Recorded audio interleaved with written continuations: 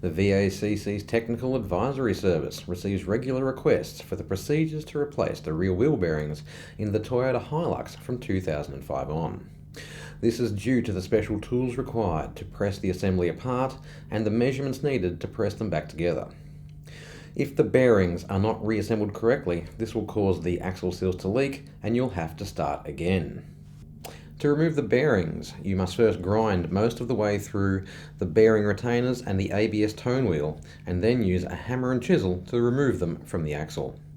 Then you will need a special press tool to remove the bearing housing from the axle. There are two different types of rear wheel bearing assemblies.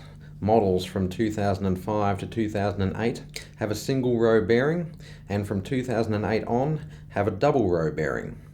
It is a common practice to install a later model final drive assembly into an earlier model vehicle, so it is best to see which ones you have after disassembly before ordering new parts.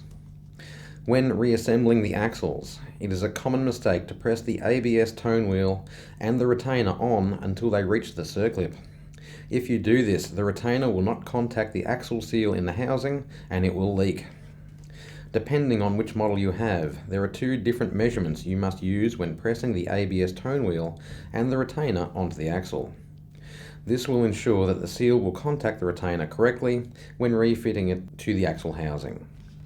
For the procedure to correctly reassemble the wheel bearings on the Toyota Hilux, see the May 2017 issue of Tech Talk, log on to Tech Online, or call VACC's Technical Advisory Service.